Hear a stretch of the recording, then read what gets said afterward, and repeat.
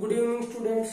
यहाँ पर हम सॉल्यूशन का जो आपका लेक्चर नंबर 13 है उसको लेकर के यहाँ पर वर्क करेंगे। जो आपकी कोलिगेटिव प्रॉपर्टी चली आ रही है और कोलिगेटिव प्रॉपर्टी यहाँ पर हमारी लास्ट है आपकी ओस्मोटिक प्रेशर। ओस्मोटिक प्रेशर को करने से पहले हम समझेंगे ओस्मोसिस क्या है। ठीक है, तो आपका यहाँ पर हम बात करेंगे ओस्मोसिस। ठीक है, ओस्मोसिस। ओस्मोसिस क्या होता है? देखो, ओस्मोसिस ये होता है जैसे एक यहाँ पर हम बीकर ले लेते हैं। ठीक है, तो उस बीकर में अगर हम यहाँ पर एक क्या लगा दें, semi permeable membrane. Semi permeable membrane, semi permeable membrane क्या होती है? इसके अंदर बहुत जो माइक्रो लेवल के आपके क्या होते हैं, इसके अंदर पोर होते हैं। ठीक है, छेद होते हैं। तो वहां से क्या करते हैं कि ये अलाउ करता है पार्टिकल को आने और जाने के लिए। तो हम क्या करते हैं, यहाँ पर इस कंटेनर के अंदर हमने क्या ले लिया, इस कंटेनर के अंदर हमने लिया सॉल्यूशन। ठीक है, क्या ले लिया? सॉल्यूशन। और ये वाला जो कंटेनर है उसके अंदर हमने ले लिया क्या, आपका यहाँ पर सॉल्वेंट। तो यहाँ पर क्या बताया मैंने कि जो आपकी सेमी परमेबल मेम्ब्रेन है इसके अंदर छोटे छोटे से क्या होते हैं, पोर होते हैं, छिद्र होते हैं। तो वो क्या करते हैं, देखो दोनों तरफ क्या होता है, आपका प्रेशर लगता है। ठीक है, दोनों तरफ प्रेशर लगता है। ठीक है, तो यहाँ पर भी और यहाँ पर भी इक्वल अगर प्रेशर है तो होता क्या है कि सॉल्वेंट के जो पार्टिकल है वो क्या करते हैं, आपके सॉल्यूशन की तरह मूव करते हैं। मतलब अगर यहाँ पर हम कंसंट्रेशन देखें तो सॉल्वेंट के लिए कंसंट्रेशन, अगर मैं सॉल्यूशन की बात करूं यहाँ पर, ठीक है, सॉल्यूशन की बात करूं तो यहाँ पर मान लीजिए आप डाइल्यूट सॉल्यूशन है और यहाँ पर जो सॉल्यूशन है वो कैसा है, कंसंट्रेटेड सॉल्यूशन है। ठीक है, तो डाइल्यूट सॉल्यूशन से आपका कंसंट्रेटेड सॉल्यूशन की तरफ पार्टिकल का, मतलब सॉल्वेंट पार्टिकल का मूव कर जाना इधर। ठीक है, तो डायरेक्शन कहाँ पे रहेगी, डायरेक्शन ये रहने वाली है। तो इस फिनोमिना को क्या बोलते हैं हम, ओस्मोसिस। ठीक है, तो यहाँ पर ये जो फिनोमिना हमने यहाँ पर आपको समझाया है वो फिनोमिना हमको नेचुरल, ठीक है, नेचुरल फॉर्म में भी देखने को मिलता है। ठीक है, तो यहाँ पर नेचुरल फॉर्म में देखने को मिलता है। जैसे एग्जांपल ले लेते हैं कि एक ये बीकर है, इस बीकर के अंदर क्या है, इस बीकर के अंदर आपका साल्ट प्लस वाटर। और जब हम इसके अंदर आपके जो मैंगो होता है, मैंगो का रॉ मटेरियल, ठीक है, रॉ मैंगोज, ठीक है, मतलब आपका जो कच्चा आम होता है, अगर हमने इस साल्ट प्लस वाटर के सॉल्यूशन के अंदर अगर हमने कच्चा आम डाल दिया तो हम क्या देखेंगे, कुछ टाइम के बाद में वो सिकुड़ना स्टार्ट कर देगा। तो यहाँ पर हमने क्या देखा है कि जो आपका यहाँ पर ओस्मोसिस प्रोसेस है वहां पर हमको यहाँ पे देखने को मिला, जिसकी वजह से जो आम है वो क्या हो गया, सिकुड़ गया। और जो एग्जांपल है वो आप ले सकते हो, जैसे एक ये बीकर है। ठीक है, इस बीकर के अंदर आपका क्या है, फ्रेश वाटर। इस फ्रेश वाटर के अंदर हम क्या कर देंगे, जो मुरझाए हुए फूल होते हैं उसको हम ऐड कर देंगे। ठीक है, जो आपके फ्लोर होते हैं उसको हम यहाँ पर डाल देंगे। जैसे डाल देंगे तो कुछ टाइम के बाद वो जो फ्लोर है, जो आपके फूल है, वो कैसे हो जाएंगे, वो फ्रेश हो जाएंगे। ये भी फिनोमेना किसकी वजह से होता है, आपका ओस्मोसिस। देखो होता क्या है, जो फूल होते हैं वहां पर आपकी उसका जो भी पार्ट है उसके अंदर सॉल्वेंट के पार्टिकल क्या कर देते हैं, एंट्री कर देते हैं। क्योंकि जो फ्लोर होते हैं उसके अंदर भी क्या होती है, एक सेमी परमेबल मेम्ब्रेन होती है। ठीक है, क्योंकि यहाँ पर ये जो सेमी परमेबल मेम्ब्रेन होती है वो क्या होती है, नेचुरल होती है, एक मेम्ब्रेन टाइप होती है। ठीक है, तो यहाँ पर हम बात कर लेते हैं। और भी एग्जांपल आप ले सकते हो, जैसे गाजर, कैरेट। ठीक है, वो अगर आपकी जो सूखी हुई गाजर है तो उसको अगर हम पानी के अंदर डाल देंगे तो वो भी क्या हो जाएगी, फूलने लग जाएगी। और एग्जांपल ले सकते हो, मटर के दाने हो गए। अगर मटर के दाने अगर आपने इसके अंदर ऐड कर दिए तो मटर के दाने क्या कर जाएंगे, वो थोड़े से फूल जाएंगे। तो ऐसे फिनोमिना, मतलब जहां पर सॉल्वेंट के पार्टिकल क्या कर सके, आ भी सके और जा भी सके। ठीक है, तो यहाँ पर और सॉल्वेंट का जो पार्टिकल है उसका आना और जाना किस बात पे डिपेंड करता है, वो कंसंट्रेशन पे डिपेंड करता है। ठीक है, क्योंकि सोलवेंट के जो पार्टिकल जहां पर भी प्रेजेंट होंगे उसकी जो भी कंसेंट्रेशन होगी वो कंसेंट्रेशन होगी लो। तो यहाँ पर डाइल्यूट होने की वजह से ये वाला जो बीकर था उसकी कंसेंट्रेशन कैसी है, लो, और यहाँ पर जो सॉल्यूशन है उसकी कंसेंट्रेशन क्या है, हाई है। तो यहाँ पर जो फ्लो होगा वो लो कंसेंट्रेशन से हाई कंसेंट्रेशन की तरफ मूव करेंगे, कौन से, सोलवेंट पार्टिकल। इस प्रोसेस को हम क्या बोलते हैं, इस प्रोसेस को हम बोलते हैं आपका ऑस्मोसिस। अब बात ये आती है ऑस्मोटिक प्रेशर क्या होता है। देखो ऑस्मोटिक प्रेशर एक ऐसा प्रेशर होता है कि जो ये नेचुरल फिनोमिना हो रहा है, सोलवेंट का पार्टिकल आपके सॉल्यूशन के अंदर आपका आ रहा है, तो इस प्रोसेस को रोकने में लगने वाला प्रेशर जो भी है उसको हम क्या बोलते हैं, आपका ऑस्मोटिक प्रेशर। मीन्स क्या होता है कि ये वाला जो है आपका यहाँ पर, ठीक है, अब हम बात कर रहे हैं यहाँ पर ऑस्मोटिक प्रेशर, तो इसकी बात कर लेते हैं। तो यहाँ पे फिर से हमने क्या लगाई, सेमी परमिएबल मेम्ब्रेन, तो ये हमने यहाँ पे लगा दी। यहाँ पे आपका क्या था बताओ, ऊपर हमने फर्स्ट बीकर में बात कर रखी है आपका फर्स्ट बीकर, और ये आपका क्या हो जाएगा सेकंड बीकर में। यहाँ पर इस साइड में आपका क्या है, सॉल्यूशन, क्या है, सॉल्यूशन, और कैसा है, कंसंट्रेटेड। यहाँ पर कैसा है, यहाँ पर भी सॉल्यूशन है, बट ये वाला सॉल्यूशन क्या बोलेंगे हम, डाइल्यूट बोलेंगे, ठीक है, डाइल्यूट बोलेंगे। तो यहाँ पे नेचुरल फॉर्म में हमने देखने को मिला था फर्स्ट में कि आपका जो सोलवेंट है वो क्या हो रहा था, सॉल्यूशन की तरफ आपका जा रहा था, हायर कंसंट्रेशन की तरफ।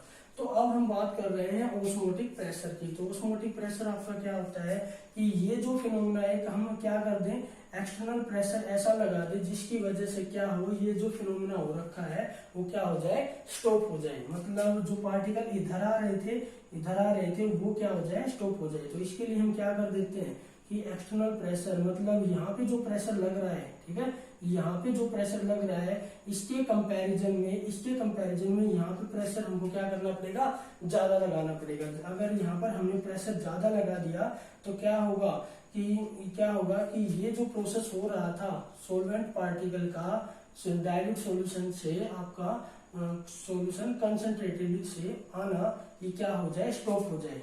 मतलब क्या हो जाए, स्टॉप। अगर ये रुक जाते हैं, पार्टिकल का आना जाना अगर रुक जाता है, उस टाइम पे लगाया गया प्रेशर उसको क्या बोलते हैं, ऑस्मोटिक प्रेशर।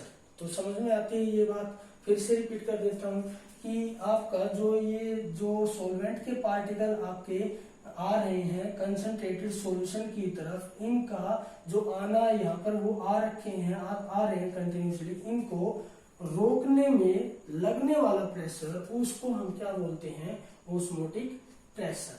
ठीक है, तो ये आपका ऑस्मोटिक प्रेशर हो गया। अब हम बात कर लेते हैं कुछ आपकी जो इसने बोल रखा है कि क्योंकि ऑस्मोटिक प्रेशर क्या बता रखा है, हम किसके अंदर पढ़ रहे हैं, ये आपकी क्या है, कोलिगेटिव प्रॉपर्टी। ठीक है, और कोलिगेटिव प्रॉपर्टी आपको पता है वो डिपेंड करती है नंबर ऑफ सोल्यूट पार्टिकल। तो यहाँ पर सोल्यूट पार्टिकल मींस यहाँ पर सॉल्यूशन आपका कंसंट्रेटेड है, जितना आप यहाँ पर सोल्यूट पार्टिकल ऐड करोगे, ठीक है, यहाँ पर क्या ऐड किया कर रखा आपने, सोल्यूट पार्टिकल। तो यहाँ पर जितना आप सोल्यूट पार्टिकल को ऐड करोगे उतनी ज्यादा यहाँ पर आपको कोलिगेटिव प्रॉपर्टी देखने को मिलेगी। ठीक है, कोलिगेटिव प्रॉपर्टी मींस आपको सोलवेंट की प्रॉपर्टी चेंज होती नजर आएगी। तो यहाँ पर भी क्या हो रखा है, सोलवेंट आपके इधर आ रहे हैं, ठीक है, तो सोलवेंट का मूव करने वाली प्रॉपर्टी में क्या हो जाएगा आपका, यहाँ पर हमने प्रेशर क्या करना पड़ेगा, ज्यादा लगाना पड़ेगा। जितना आप यहाँ पर सोल्यूट ऐड करते जाओगे उतना आपको प्रेशर क्या करना पड़ेगा, ज्यादा लगाना पड़ेगा। तो हमने ये जो ऑस्मोटिक प्रेशर है इसको सिंबलाइज कर रखा है आपका पाई से। ठीक है, इसको थोड़ा सा रफ कर देते हैं, ठीक है, क्योंकि ऊपर का तो फिनोमेना हमको समझ में आएगा, यहाँ पे बात कर लेंगे। ठीक है, यहाँ पे बात कर रहे हैं भाई आपका, तो जो हमने यहाँ पे बात करनी है वो आपका ऑस्मोटिक प्रेशर को लेकर के है। तो ऐसे कर देते हैं इसको, यहाँ पे हम बात कर लेंगे। ये है ऑस्मोटिक प्रेशर। ठीक है, ये आपका ऑस्मोटिक प्रेशर है। ऑस्मोटिक प्रेशर को हम किससे डिनोट करते हैं, हम पाई से डिनोट करते हैं। तो pi is directly proportional to concentration. और यहाँ पर कंसंट्रेशन क्या है आपकी, यहाँ पर कंसंट्रेशन हम यूज करने वाले हैं सी, मैं लिख देता हूँ यहाँ पर सी जो है आपकी वो है मोलैरिटी। क्या है, मोलैरिटी। याद रखना कि जो हमने लास्ट 2 कोलिगेटिव प्रॉपर्टी पढ़ी है, आपका एलिवेशन ऑफ बॉइलिंग पॉइंट और डिप्रेशन इन फ्रीजिंग पॉइंट, तो वहां पर हमने जो कंसंट्रेशन ले रखी थी वो मोलैरिटी थी, बट यहाँ पर हमने क्या ले रखा है, मोलैरिटी। ध्यान रखना, ठीक है। और नेक्स्ट जो मैं यहाँ पर कहने वाला हूँ वो उससे समझ में आ जाएगा कि हमने यहाँ पर मोलैरिटी क्यों ले रखी है।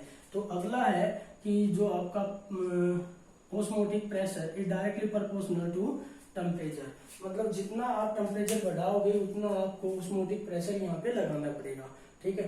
तो यहाँ पर टेम्परेचर क्या हो रखा है, डिपेंडेंट हो रखा है, ठीक है। तो हम क्या करेंगे कि ये मोलैरिटी हमने इसलिए ले रखी है कि मोलैरिटी हम टेम्परेचर को क्या कर देंगे, गिवन टेम्परेचर कर देंगे एक कांस्टेंट के तरीके से, तो क्या हो जाएगा, मतलब टेम्परेचर ऑलमोस्ट हम यहाँ पर क्या लेते हैं, रूम टेम्परेचर, ठीक है। टेम्परेचर आपका क्या हो जाएगा, रूम, ठीक है। तो इसलिए हम कांस्टेंट रखेंगे इसके, क्योंकि जितना ज्यादा टेम्परेचर बढ़ाते जाओगे उतनी ज्यादा क्या होती जाएगी, आपकी ऑस्मोटिक प्रेशर भी बढ़ता जाएगा। इसलिए हम क्या करते हैं, टेम्परेचर को कांस्टेंट ले लेते हैं, ठीक है। तो आपको समझ में आ गया होगा कि अगर आपका टेम्परेचर आपका कांस्टेंट हो रखा है तो हम मोलैरिटी को यूज कर सकते हैं, ठीक है। तो यहाँ पे मोलैरिटी। नेक्स्ट हमारे पास क्या आ रखा है कि जब हमने यहाँ पे जो पाई क्या हो जाएगा, अब यहाँ से दोनों से pi is directly proportional C T. अब डायरेक्टली प्रोपोर्शनल को हटाने के लिए क्या लगाना पड़ता है, कोई कांस्टेंट लगाना पड़ता है। तो यहाँ पर क्या लगाया, एक कांस्टेंट लगाया, ठीक है, कांस्टेंट। यहाँ पर मैं 1 मिनट के लिए क्या लिख देता हूँ, कांस्टेंट सी टी। अब ये जो कांस्टेंट यहाँ पर था, ठीक है, क्योंकि हर एक साइंटिस्ट ने जो भी वर्क कर रखा है उसने अपना एक कांस्टेंट लगाया था। तो यहाँ पे जो कांस्टेंट निकल के आया था वो कांस्टेंट की जो भी वैल्यू थी, ठीक है, जो भी वैल्यू थी वो गैस कांस्टेंट होता है हमारा एक, ठीक है, गैस कांस्टेंट, जिसको हम क्या बोलते हैं, आर, ठीक है। तो जो भी यहाँ पर कांस्टेंट निकल के आया उसकी वैल्यू गैस कांस्टेंट की वैल्यू के बराबर आ रही थी, ठीक है। तो हमने यहाँ पर क्या किया कि जो आपका कांस्टेंट यहाँ पे है उसको रख दिया आपका आर की वैल्यू की तरह, ठीक है। तो आपका हो जाएगा आर सी टी, ठीक है। तो ये हमारा यहाँ पर एक्सप्रेशन निकल के आ रहा है। नेक्स्ट हम यहाँ पर इसको थोड़ा सा और अच्छे तरीके से कर सकते हैं कि ये आपका क्या है, कंसंट्रेशन। कंसंट्रेशन को लेकर के हम क्या बोल सकते हैं, देखो पाई, ठीक है। सी आपका क्या होता है, सी आपका क्या होता है, यहाँ पे कर लेते हैं, सी होता है आपका moles of solute upon volume of solution in litre. तो मोल्स ऑफ सोल्यूट आपका क्या हो जाएगा यहाँ पर N2, ठीक है, ओवर आपका V वॉल्यूम, और आपका क्या हो रखा है R और T, ठीक है। यहाँ पर हमने बात कर ली R और T, आपका ये हो गया। अब ये आपका क्या हो जाएगा, ये इधर चला जाएगा आपका, ठीक है। तो आपका हो गया V पाई, और ये आपका क्या होता है, N2 आपका क्या होता है, यहाँ पर लिख लो, N2 आपका क्या होता है, weight of solute upon molar mass of solute. तो ये हो जाएगा W2 अपॉन M2, ठीक है। तो यहाँ पर हम बात कर लेते हैं, ये आ गया आपका W2 अपॉन आपका M2 RT। तो इस तरीके से हम क्या कर सकते हैं, यहाँ से देखो ये वाला क्या करेंगे, इधर ले आएंगे, तो हम मोलर मास ऑफ सोल्यूट यहाँ पे डिटेक्ट कर सकते हैं। तो ये आ जाएगा आपका W2 RT ओवर V पाई, ठीक है।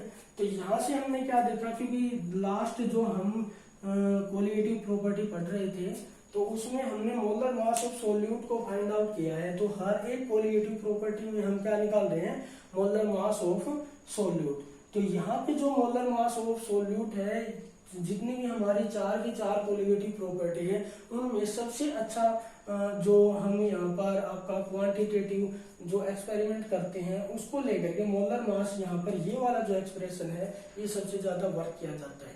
क्यों किया जाता है, उसका रीजन है, ठीक है। तो ये मिटा दें आपका क्यों किया जाता है उसका रीजन है, देखो क्योंकि सबसे अच्छा जो कोलिगेटिव प्रॉपर्टी को यूज किया जाता है, सबसे बेटर कोलिगेटिव प्रॉपर्टी यहाँ पर अज्यूम की जाती है, वो आपकी क्या है, ओस्मोटिक प्रेशर। तो यहाँ पर M2 क्या होता है, देखो M2 आपका आता है, जब भी आप इसको एक्सपेरिमेंटली डिटेक्ट करते हो तो इसका जो मैग्नीट्यूड आता है, ठीक है, मैग्नीट्यूड वो आता है लार्ज, ठीक है। और ये किसके लिए यूज किया जाता है, मीन्स ओस्मोटिक जो आपका प्रेशर है, ठीक है, मतलब आप यहाँ पर पाई का जो यूज कर रहे हो, osmotic pressure colligative property use कर रहे हो, वो सबसे बेटर तरीके से कहाँ पे यूज की जाती है, वो यूज की जाती है प्रोटीन, ठीक है, प्रोटीन्स में या पॉलीमर्स, ठीक है। तो यहाँ पर प्रोटीन्स और पॉलीमर्स क्या होते हैं, ये क्या होते हैं, अगर आपने टेम्परेचर को इंक्रीज किया, ठीक है, टेम्परेचर को क्या कर दिया, इंक्रीज कर दिया, अगर आपने टेम्परेचर को इंक्रीज कर दिया तो क्या होगा, ये हो जाते हैं अनस्टेबल, क्या हो जाते हैं, अनस्टेबल, ठीक है। जैसे अनस्टेबल हुए, यहाँ पर टेम्परेचर को इंक्रीज कर दिया तो ये हो जाते हैं अनस्टेबल, फिर इनको डिटेक्ट करना बहुत मुश्किल होता है। और हमने यहाँ पे ये देख रखा है, हमने एक ऐसी कंसंट्रेशन को ले रखा है जो टेम्परेचर क्या हो रखी है आपकी, डिपेंडेबल हो रही है, ठीक है। तो ये मोलैरिटी क्या होती है, डिपेंडेबल, इसलिए हमने क्या कर रखा है, टेम्परेचर को पहले क्या बोल रखा है कि हम रूम टेम्परेचर का यूज कर सकते हैं, इसको कांस्टेंट लेंगे। अगर आपने टेम्परेचर बढ़ाया तो फिर क्या होगा, ये इसके डायरेक्टली प्रोपोर्शनल है, तो टेम्परेचर को हम क्या रखेंगे, गिवन रखेंगे, ठीक है। तो इस वजह से क्या करते हैं, टेम्परेचर हम क्या करते हैं, लो टेम्परेचर पर हम इसकी ओस्मोटिक प्रेशर जो कोलिगेटिव प्रॉपर्टी है उसके साथ वर्क कर सकते हैं, जिसकी वजह से M2 की वैल्यू आती है। और M2 की जो वैल्यू आपकी आ रखी है वो क्या होती है, ये जो प्रोटीन है, पॉलीमर्स है, या अदर आपके मैक्रो ऑर्गेनिज्म सब्सटेंस है जिसके लिए हम ये कोलिगेटिव प्रॉपर्टी का यूज करते हैं, वो फिर क्या होते हैं, वो अनस्टेबल नहीं रहते, वो क्या हो जाते हैं, स्टेबल हो जाते हैं, ठीक है। तो इसीलिए सबसे बेटर कौन सी रहती है आपकी, चारों के चारों जितनी भी आपकी ये प्रॉपर्टी है कोलिगेटिव प्रॉपर्टी, उनमें सबसे बेस्ट है आपकी ओस्मोटिक प्रेशर, ठीक है। तो यहाँ पर हमने ओस्मोटिक प्रेशर को पढ़ने की यहाँ पर कोशिश की। एक आपका यहाँ पर निकल के आ रहा है कि एक आपका रिवर्स ओस्मोटिक प्रेशर, ठीक है, रिवर्स ओस्मोसिस, ठीक है। तो ये भी आपका होता है, ठीक है। रिवर्स के अंदर क्या होता है, रिवर्स ओस्मोटिक प्रेशर, इसके अंदर क्या होता है कि जैसे आपका इसको वाटर की जो भी मतलब प्योरिफिकेशन है उसके लिए भी यूज किया जाता है, ठीक है। तो इस तरीके का वो क्या किया जाता है, आपको समझाने के लिए फिगर बनाया गया है ऐसे कुछ। और बीच में क्या होता है, ये आपका सेमी परमेबल मेम्ब्रेन, यहाँ पे हम इस तरीके से ये वाला ये, ठीक है, यहाँ पे क्या लगा देते हैं, यहाँ पे प्रेशर, ठीक है, यहाँ पे प्रेशर लगा देते हैं। और जो एक्सटर्नल प्रेशर है वो ग्रेटर देन होगा आपका ओस्मोटिक प्रेशर से, क्योंकि हमको क्या करना है, अब की बार रिवर्स करना है, मतलब बहुत ज्यादा लगा देना है, ठीक है, रिवर्स ओस्मोसिस। तो RO हो जाएगा यहाँ पर आपका। तो यहाँ पे क्या करते हैं, आपका ये कुछ कंडीशन है आपकी, ठीक है, इस तरीके से। तो यहाँ पे आपका क्या होता है, ये जो पानी है ये होता है, ये होता है आपका जो वाटर प्लस आपका साल्ट, क्योंकि सी वाटर जो होता है उसके अंदर क्या होता है, साल्ट होता है, या आयनिक फॉर्म में कुछ सब्सटेंस होते हैं वो होते हैं। और यहाँ पर होता है आपका फ्रेश, ठीक है, फ्रेश वाटर। तो इस टेक्निक का हम यूज करते हैं। यहाँ पर हम क्या करते हैं, बहुत ज्यादा आपका जो प्रेशर है, एक्सटर्नल प्रेशर, उसका यूज करते हैं, जिसकी वजह से क्या होता है, सिर्फ सॉल्वेंट के पार्टिकल मीन्स साल्ट के जो पार्टिकल है, नहीं मीन्स जो आपके वाटर के जो पार्टिकल है, ध्यान रखना भाई इस बात को, सिर्फ वाटर के जो पार्टिकल है, क्योंकि वाटर क्या होता है आपका यहाँ पे सॉल्वेंट, तो सॉल्वेंट के पार्टिकल आपके सेमी परमेबल मेम्ब्रेन में से क्या हो जाएंगे, निकल जाएंगे। बाकी जो पार्टिकल होंगे वो क्या होंगे, इसी कंटेनर के अंदर रह जाएंगे। तो यहाँ पे ये जो आपका यहाँ पे ये जो पार्ट है, इसमें क्या होता है, फ्रेश वाटर आता है। तो यहाँ से क्या होता है, रिवर्स ओस्मोसिस से हम फ्रेश वाटर को गेन कर सकते हैं। तो इसको बोलते हैं RO, ठीक है। तो हमने आज जो आपकी कोलिगेटिव प्रॉपर्टी थी लास्ट, उसको अच्छे तरीके से पढ़ने की कोशिश की, ठीक है। और मोस्ट ऑफ इसके अंदर क्या होता है, हम ये पढ़ते हैं कि सबसे अच्छी प्रॉपर्टी कौन सी है आपकी, ओस्मोटिक प्रेशर। ठीक है, तो अगली जो हमारा लेक्चर आएगा ऑलमोस्ट आपका ये जो सॉल्यूशन है वो खत्म होने को है, तो हम इसको अगले 2 लेक्चर या ज्यादा से ज्यादा आपके 3 लेक्चर में खत्म कर देंगे। ठीक है, तो इसको पढ़ो।